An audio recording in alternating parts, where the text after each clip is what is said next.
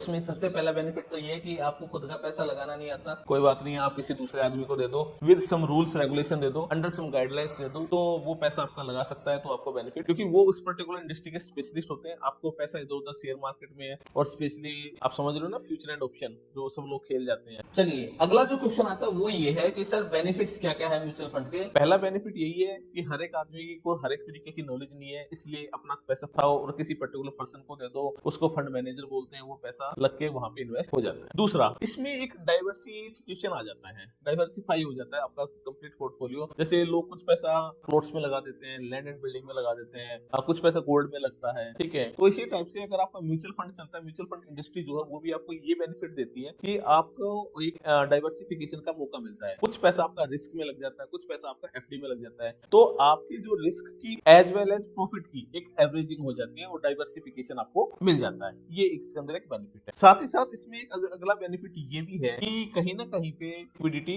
बढ़िया है। कैसे है लिक्विडिटी? सर आज आप म्यूचुअल फंड इंडस्ट्री के अंदर गए, पैसा आपको चाहिए, तो आप, मैंने आपको पहले ही बताया, एक दिन दो दिन के अंदर आपको वो पैसा मिल जाता है। यानी कि आप जब भी रिडम्पशन डालते हैं विद इन 1 और 2 वर्किंग डेज के अंदर आपका पैसा आपके बैंक अकाउंट में आ जाता है। लेकिन क्या एफडी के अंदर भी ऐसा ही है? सर नहीं है। आरडी के अंदर ऐसा है? सर नहीं है। इतनी जल्दी लिक्विडिटी वहां पे नहीं है। ठीक है, आपको अगर जो एफडी आप अगर रिडीम करवाना चाहो तो हो सकती है, बट कहीं ना कहीं पे ये फैक्टर तो आता ही है कि सर जो ब्याज मिलना चाहिए था, जो इंटरेस्ट मिलना चाहिए था ना, वो नहीं मिल पाया, क्योंकि आपने एफडी को बीच में ही तोड़वा लिया। तो फंड इंडस्ट्री के अंदर ऐसा नहीं है। एसआईपी के अंदर आप जब भी पैसा विड्रॉ करना चाहो तो आप इजीली कर सकते हो। चाहे, अच्छा, इसमें एक बेनिफिट और भी है। मैं कहता हूँ आपने 5 लाख रुपए की एफडी करवाई और आपको पैसे की जरूरत सिर्फ 1 लाख रुपए की है, तो क्या बैंक आपको अलाउ करेगा कि सर एक काम करो 1 लाख रुपए ले जाओ और बाकी के 4 लाख रुपए हमारे पास रहने दो? तो लिक्विडिटी कहीं ना कहीं पे गायब हो जाती है। जबकि एसआईपी के अंदर ऐसा कोई भी कंसेप्ट नहीं है। आपने 5 लाख रुपए एक म्यूचुअल फंड के अंदर लगा रखे हैं, तो उसमें से अगर आपको 1,000, 5,000, 10,000, 50,000 या फिर 1 लाख 2 लाख रुपए, जितना भी अमाउंट आपको चाहिए वो आपको मिल जाता है। तो बेसिकली बोले जाए तो लिक्विडिटी आपकी बहुत बढ़िया है। तो सबसे अच्छा जो पॉइंट मुझे जो लगता है वो एक इसके अंदर लिक्विडिटी का लगता है। अगली बात आती है एक्सेसिबिलिटी। सर एक्सेसिबिलिटी का मतलब है यार आपको हर चीज आपको अवेलेबल है, कहीं किसी बैंक में जाने की जरूरत नहीं, कहीं पर भी जाने की जरूरत, किसी व्यक्ति विशेष के पास जाने की नहीं, कोई फॉर्म भरना नहीं, कुछ भी नहीं करना, आपको इजीली डिजिटली मोड के ऊपर सारा का सारा काम हो जाता है।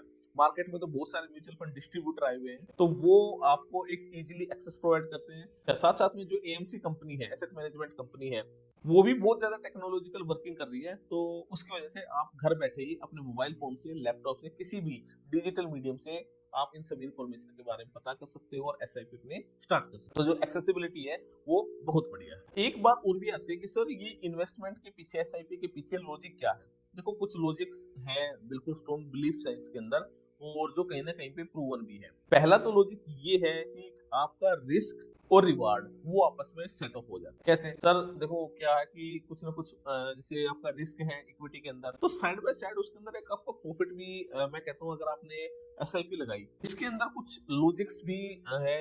अच्छा, कुछ लोग कहते हैं सर इसमें इन्वेस्टमेंट में क्या लॉजिक है, क्या रीजनिंग दोगे आप? देखो मेरा जो पहला मानना वो ये है कि इसके अंदर होता है कंपाउंडिंग। कंपाउंडिंग का मतलब ब्याज के ऊपर ब्याज। आपने 100 रुपए लगाए, एक साल के बाद वो 120 हो गए, तो अगले साल आपको वो 120 के ऊपर ब्याज मिलेगा, क्योंकि बीच में आप पैसा विड्रॉ कर नहीं रहे हो। कंपाउंडिंग का मतलब आपने कई बार ये सुना भी होगा कि जो वारेन बफेट है वो ये कहते हैं कि जो कंपाउंडिंग है वो 8वां वंडर है वर्ल्ड का। तो ये चीजें आपको ध्यान रखनी है। तो पैसे के ऊपर पैसा या फिर ब्याज के ऊपर जो भी ब्याज मिलता है उसी को हम अपना कंपाउंडिंग कहते हैं, यानी कि डबल इफेक्ट जहाँ पे होता है। दूसरा, रिस्क और रिवार्ड का ट्रेड ऑफ हो जाता है। सर इसका मतलब म्यूचुअल फंड इंडस्ट्री के अंदर कहीं ना कहीं पे रिस्क तो होता है, स्पेशली जहाँ पे इक्विटी होती है। इसके साथ साथ आपको एक सेगमेंट और भी दिया जाता है जहां आपका रिस्क फ्री काम होता है, यानी कि बॉन्ड्स के अंदर इन्वेस्टमेंट हो सकती है, गवर्नमेंट फंड्स के अंदर इन्वेस्टमेंट होती है। वहां पे आपका रिटर्न जो है वो कम आता है, कंपैरेटिव कम आता है।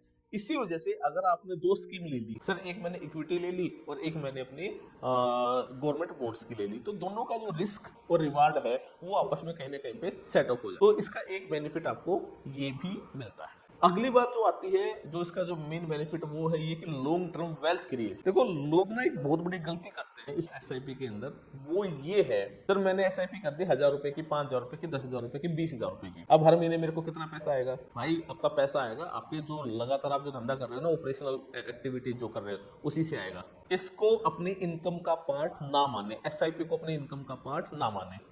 सर 15, 20, 25% तक तो रिटर्न आता है, हाँ जी आता है, कहीं कहीं स्कीमों में आता है, हर एक में नहीं आता, लेकिन जो रिटर्न आता है उसी को तो आप जोड़ोगे, वही तो आपको कंपाउंडिंग इफेक्ट देके आपकी वेल्थ को क्रिएट करेगा।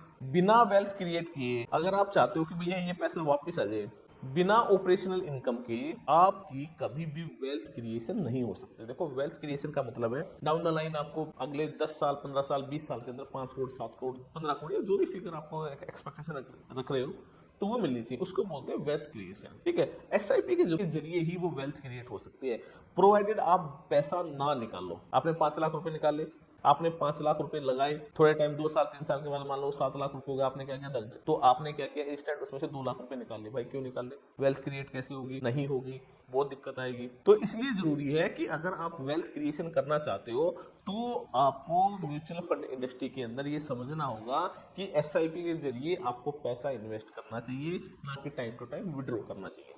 एसडब्ल्यूपी का भी कंसेप्ट आता है, यानी कि सिस्टमेटिक विड्रॉल प्लान का। वो प्लान ऐसे होता है कि भाई आपने इकट्ठे 50 लाख रुपए लगा दिए और आपको हर महीने 1 लाख रुपए चाहिए अपने अकाउंट में चाहिए, अपने पेंशन के लिए, अपने खर्चे के लिए, अपने डेली लाइफ के लिए, तो वो आप अपना विड्रॉ कर सकते हो। उसमें क्या होगा, आपने 50 लाख रुपए इन्वेस्ट किए, हर साल या फिर हर महीने 1-1 लाख रुपए निकलता गया, बाकी का जो भी अमाउंट है उसके ऊपर आपको रिटर्न आता रहेगा, इन्वेस्टेड अमाउंट का रिटर्न आता रहेगा, उसको हम एसडब्ल्यूपी बोलते हैं। फॉर द टाइमिंग हम जो मेनली डिस्कशन करेंगे वो हमारा एसआईपी के अंदर ही होगा, हम अपना पूरा म्यूचुअल फंड इंडस्ट्री के ऊपर ही होगा। तो ये मैंने कुछ और बेनिफिट्स गिनवाए, ये मैंने कुछ लॉजिक्स गिनवाए कि म्यूचुअल फंड इंडस्ट्री में इस प्रकार से बेनिफिट होता है। सर एक बात बताओ, सिर्फ फायदे ही फायदे गिनवा दिए, कोई रिस्क भी है?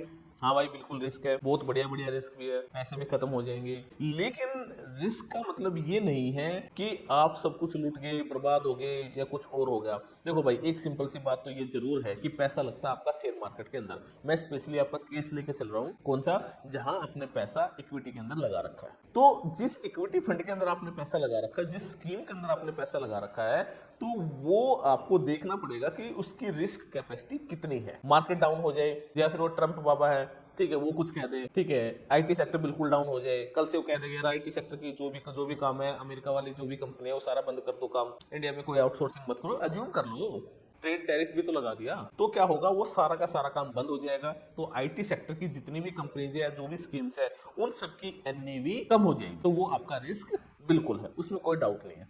इसके साथ साथ कई बार ऐसा भी होता है कि जो म्यूचुअल फंड इंडस्ट्री चलाते हैं ना, जो एएमसी कंपनी है, उनके जो फंड मैनेजर है वो भी कहीं ना कहीं पे किसी करप्ट एक्टिविटीज के अंदर मिले हैं, फ्रंट रनिंग करते हुए मिले हैं। सिर्फ फ्रंट रनिंग का मतलब क्या है, पहले ही शेयर ले लो, बाद में उसकी चाल चला दो, कोई इन्फॉर्मेशन फैला दो, कुछ अफवाह फैला दो, तो उससे क्या होगा कि वो फ्रंट रनिंग हो जाएगी और पहले से प्रॉफिट बुक हो जाएगा। या फिर इसको ऐसे कह सकते हैं कि एसेट मैनेजमेंट कंपनी ने या फिर इस पर्टिकुलर स्कीम ने जो जो शेयर की इन्वेस्टमेंट की है, रिसेंट में की है, या फिर वो करने जा रहे हैं, उनकी इन्फॉर्मेशन पहले ही किसी और को पास ऑन कर दो। तो ये एक छोटा सा लॉस है या रिस्क है। अगली बात आती है कि सर इसमें कुछ एक्सपेंस रेशियो भी होते हैं। सर एक्सपेंस रेशियो बिल्कुल होते हैं भाई, जो आपका पैसा संभाल रहा है क्या वो खर्चा नहीं लेगा, क्या वो पैसे नहीं लेगा? हाँ जी बिल्कुल लेगा, उसका राइट है, कोई दिक्कत नहीं है, उसका राइट है। तो आपको जब भी स्कीम देखनी है तो उसमें देखना है कि भैया कहीं उसमें एक्सपेंस रेशियो बहुत ज्यादा तो नहीं है, खर्चा बहुत ज्यादा तो नहीं है। साथ साथ में कुछ फंड्स ऐसे भी आते हैं जिसके अंदर किसी भी टाइप का कोई भी रिस्क या तो बहुत कम होते हैं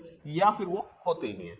तो वो आपकी रिसर्च के ऊपर डिपेंड करता है कि भैया किस प्रकार के फंड्स आप सिलेक्ट कर रहे हो। तो खतरे हैं, खर्चे भी हैं, दोनों चीजें हैं, ये आपको कैलकुलेट करना पड़ेगा। अगली बात आती है सर ये जो रिस्क है क्या इसको कम किया जा सकता है, खत्म किया जा सकता है? देखो भैया खत्म नहीं होगा कुछ भी, मैनेज होगा। इसीलिए तो फाइनेंस वाले बंदे बैठते हैं। खत्म नहीं होता जी कभी भी, वो मैनेज ही होता है बस, और कुछ भी नहीं है। मैनेज कैसे होता है सर, आपकी एसेट्स की जो एलोकेशन है वो सही तरीके से करो। सारा का सारा पैसा आपने मानो लगा दिया एनर्जी सेक्टर के अंदर, सारा का सारा पैसा आपने लगा दिया किसी ऐसे सेक्टर के अंदर जो बिल्कुल नया है। मान लो कल को मैं कहता हूँ कोई टेक्नोलॉजी फंड्स के अंदर ही लगा दिया और बिल्कुल नई टेक्नोलॉजी है और वो टेक्नोलॉजी नहीं चले, ईवी सेक्टर बंद हो जाए, कल को कोई हाइड्रोजन गैस आ जाए, तो कहीं ना कहीं पे आपका जो पोर्टफोलियो है वो आपको देखना पड़ेगा और उसका रिस्क मैनेज करना पड़ेगा। यानी कि कुछ पैसा आप लगा सकते हो गवर्नमेंट के बॉन्ड्स में, कुछ पैसा आप जो लगा सकते हो वो लगा दो आप एक इक्विटी के अंदर, तो आपका रिस्क मैनेज हो जाएगा। खत्म नहीं होगा, नहीं होता, खत्म नहीं होता है कभी भी, रिस्क खत्म नहीं होता, हमने देखा। अगली बात है इसी रिस्क को मैनेज करने के लिए आपको अपना पोर्टफोलियो भी रिव्यू करना पड़ेगा। पोर्टफोलियो रिव्यू करने का मतलब क्या है सर, पिछले 6 महीने से कोई परफॉर्मेंस है ही नहीं, सारा का सारा पैसा गवर्नमेंट बॉन्ड्स में लगा दिया, कोई एलोकेशन प्रॉपर है ही नहीं, 10% पैसा ओवरनाइट फंड्स में लगा दिया, 90% पैसा गवर्नमेंट के फंड्स में लगा दिया, पैसा नहीं आएगा भाई, रिटर्न नहीं मिलेगा। या फिर मैं कहता हूँ 100 का 100% पैसा इक्विटी में लगा दिया, रिस्क हो गया ना, हो गया तो हो गया भाई। तो आपको अपना पोर्टफोलियो रिव्यू करना पड़ेगा, कहाँ पे आप मिस्टेक कर रहे हैं। इसके लिए आप किसी फाइनेंशियल कंसल्टेंट से मिलिए, अपने किसी सीए से मिलिए जो इस पर्टिकुलर प्रोफाइल के अंदर काम करता हो। टाइम टू टाइम न्यूज से भी आपको अपडेट रहना है, लेकिन अपडेट रहने का मतलब ये नहीं है कि डेली खरीदना बेचना कुछ ना कुछ करना। जो ब्रोकरेज कंपनी है उन्हीं का घर भर दोगे ऐसे तो, ठीक है। तो मेरी ये एडवाइस नहीं है, रिव्यू करो लेकिन इतनी जल्दी चर्निंग मत करना, ये जरूर ध्यान रखना। तो ये सारा मैंने आपको बताया आपकी म्यूचुअल फंड इंडस्ट्री के रिगार्डिंग। अगर आपका और कोई भी डाउट है तो वो आप हमें मेल कर सकते हैं, लिख सकते हैं, कमेंट सेक्शन में बता सकते हैं कि सर हमें इस बारे में और थोड़ी सी नॉलेज दीजिए। वो चीज़ें आपके डुएबल हैं और वो सारा का सारा काम आप कर सकते हैं। म्यूचुअल फंड से संबंधित देखिए एक सबसे इंपॉर्टेंट बात ये है, हमारा किसी भी कंपनी के अंदर कोई भी इंटरेस्ट वेस्टेड नहीं है। और जो भी स्कीम में आप पैसा लगाएं उससे पहले प्रॉपरली देखिए, रिव्यू करिए, ये हमारा डिस्क्लोजर है। और इसके साथ साथ अगर आपको कोई भी डाउट है तो आप हमें बता सकते हैं। चलिए हम इसको कंक्लूड करते हैं, और कंक्लूड करने के रिगार्डिंग हम आपको जरूर ये सलाह देंगे, देखो कोई भी फाइनेंशियल डिसीजन लेने से पहले ना अपने कंसल्टेंट से बात करिए। दूसरा, मैं सबसे इंपॉर्टेंट बात कह रहा हूँ, SIP is for the wealth creation. मेरे एक नोन है, मेरे क्लाइंट है, वो उनसे जब हम म्यूचुअल फंड के बारे में डिस्कशन करते हैं तो उन्होंने हमें बताया, अच्छा खासा उनका पोर्टफोलियो है। उनका ये कहना था, देखो सर मैंने डिसाइड कर रखा था मैं इसमें से पैसे विड्रॉ नहीं करूंगा, हाँ ठीक है मैं कुछ शिफ्टिंग कर लूंगा कभी भी कोई। और वो एक ना बहुत बढ़िया टेक्निक भी लगाते थे। वो कहते जी मेरे घर में कभी भी कोई फंक्शन हुआ, बच्चों का कोई बर्थडे हुआ, कोई एनिवर्सरी हुई, वट एवर कुछ भी है, तो मैं अपना 20,000 25,000 जो भी मेरी कैपेसिटी होती थी, तो मैं वो पैसा उस दिन पर्टिकुलर उस फंड में डाल देता था। लेट से बर्थडे है तो मैंने 21,000 या फिर कुछ भी अमाउंट है, 1-1 लाख रुपए जो भी है मैं पर्टिकुलर उसमें डाल देता था, फिर मैं भूल जाता था, मैंने वो नहीं करा। तो कई साल के बाद उनका 10-12 साल के बाद एक अच्छा खासा कॉर्पस इकट्ठा हो गया, और वो सिर्फ इस वजह से हुआ क्योंकि उन्होंने पैसा विड्रॉ नहीं करा, और साथ साथ में अपना एकदम से जब भी मार्केट नीचे आती थी या किसी पर्टिकुलर डे के ऊपर वो अपना पैसा इन्वेस्ट कर देते। तो ये सारी चीजें आपको ध्यान रखनी है। म्यूचुअल फंड इतना आसान भी नहीं है, ठीक है। अपने फाइनेंशियल कंसल्टेंट से जरूर से भी जरूर इस बारे में बात करें। इस चैनल को सब्सक्राइब करिए, इस वीडियो को अलग अलग लोगों तक शेयर करिए। फाइनेंशियल नॉलेज या टैक्सेशन की नॉलेज से संबंधित कोई और भी आपके मन में कोई डाउट है तो आप हमें बता सकते हैं, हमें मेल लिख